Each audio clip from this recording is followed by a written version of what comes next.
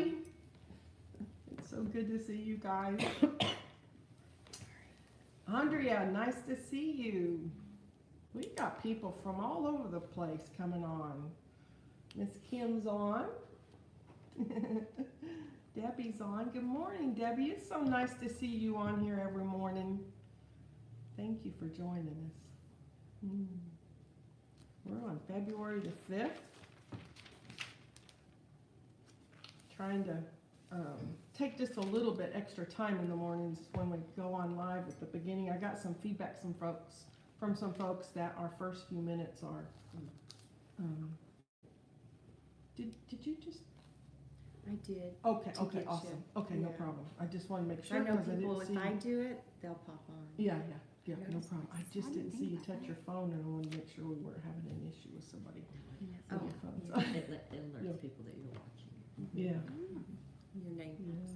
So anyway, I've had some people tell me that I start too quick because the video doesn't quite catch up. So good morning, Gary. Where are you from, Gary? It's nice to see you on with us. It was neat last night. I went to a Bible study and had a couple of ladies talk about listening to us every single day, and just want to be of encouragement to people to read in their Bible, to pray, and just to have that intimacy with the Lord. Hi, Molly. Hi, Danny. Get to see people that I haven't seen in a while. But that's what this is all about, is that intimate relationship with the Lord. You know, to encourage you to pray. I know there was a time in my life, I went a long time that I just didn't pray. I went an even longer time I didn't read in my Bible. So number one, pray. Start that dialogue with God. Start that communication, that intimate friendship that develops into a marriage between you and He. Abide in Him and He abides in you.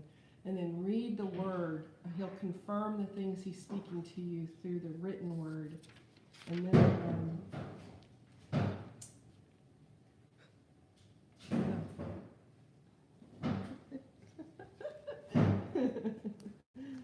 it's a terrific Tuesday, February the 5th, 2019.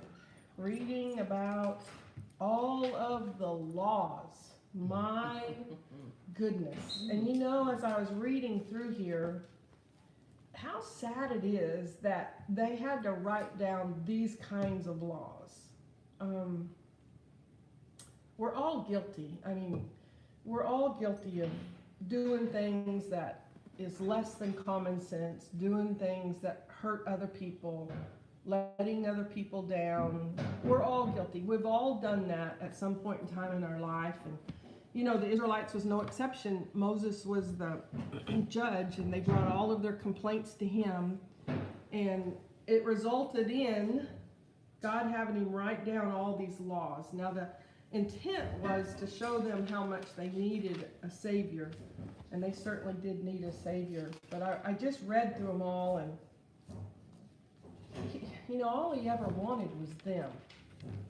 It never was about what they were doing as much as it was he just wanted them. And I just highlighted just a few things because today's reading is all about the law. Even in today's Matthew, you know, it's pretty well just one topic today, but even though it's one topic, it still all results in the same thing, and that is Exodus chapter. We're reading chapters 21 and 23, so I'm going to say I'm in chapter 22, verse 31. You must be my holy people. Chapter 23, verse 1. You must not pass along false rumors. You must not follow the crowd in doing wrong.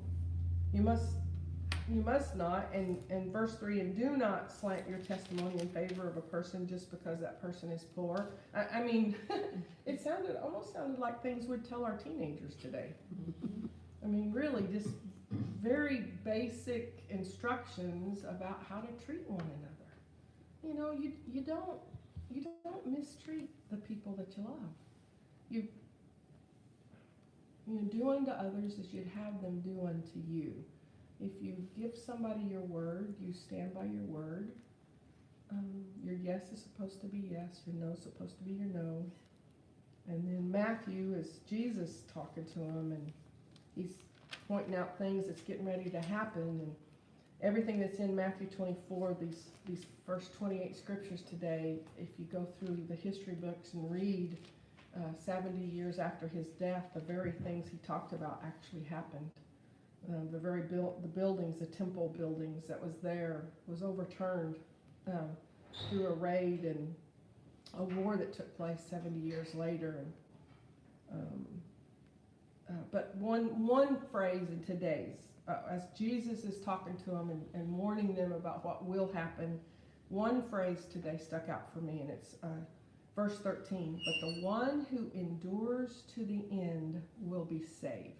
We had a Bible study last night, and a bunch of ladies got together, and the message was the endurance that we've read about in all of the characters since we started this Bible study this year. We're on day 36, and all the way through here, endurance is key. What they had to endure back then and what we have to endure now.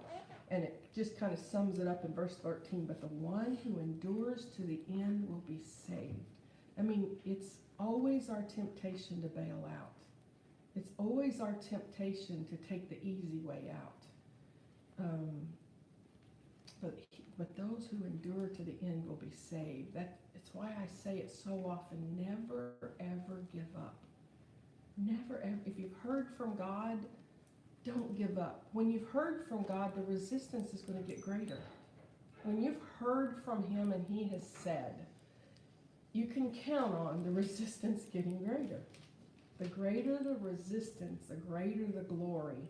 And then all the way through these last months reading, count it great joy when persecution comes. Rejoice when hard times come.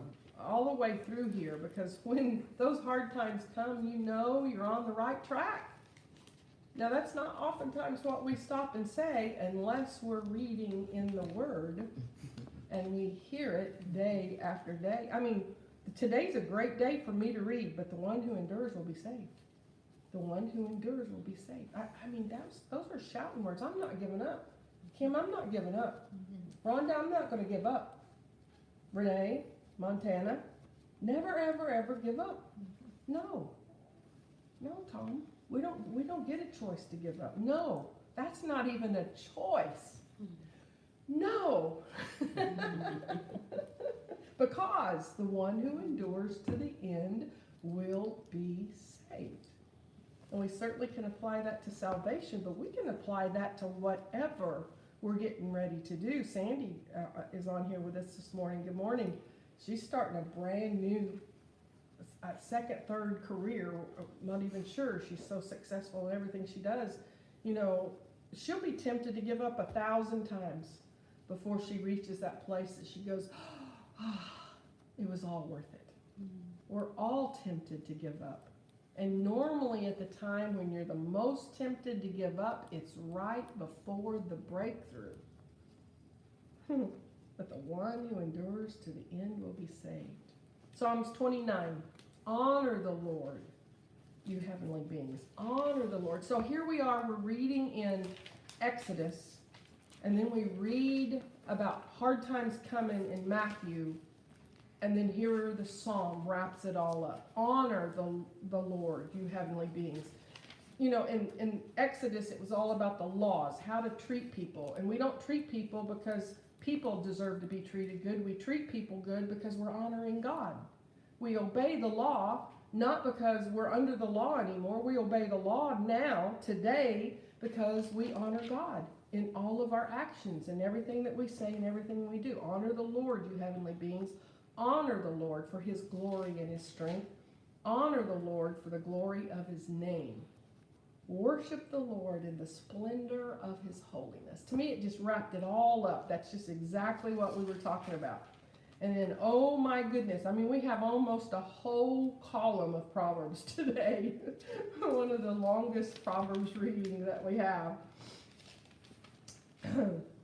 And it makes it sound as though it's female. It makes it sound as though it's a fallen woman, a promiscuous woman, a prostitute, or an adulterer. At the least, it's an adulterous woman spoken of here. And certainly that's truth. I mean, that's just fact.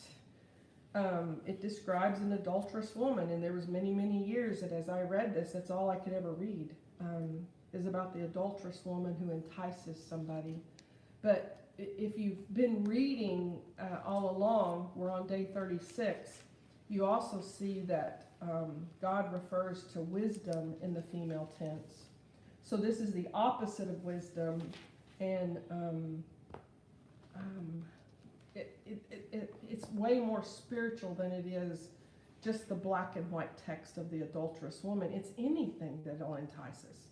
I mean, it's anything that says, I mean, we talked about honoring God with our actions and how we treat other people. When we don't treat other people with honor and with respect, then we're being that adulterous woman. When we don't do our business dealings with integrity, then we're being enticed by that adulterous woman. We cheat on our taxes, it's because we gave in to that adulterous woman here. So it can apply to anything in your life. Anytime the enemy comes to steal, to kill, and destroy, anytime we partake with and participate with that darkness, we are doing the very thing that the Proverbs today is warning us not to do. So I hope that makes sense. So anyway, what a terrific Tuesday it is. I feel lighter today than I felt in a long time. It is a glorious day. I'm surrounded by people that love me. You know, in the last 2 weeks, I've had people rally in, and in a way I don't think I've ever experienced it. I've always had people that'll help me. I've always had people that have loved me.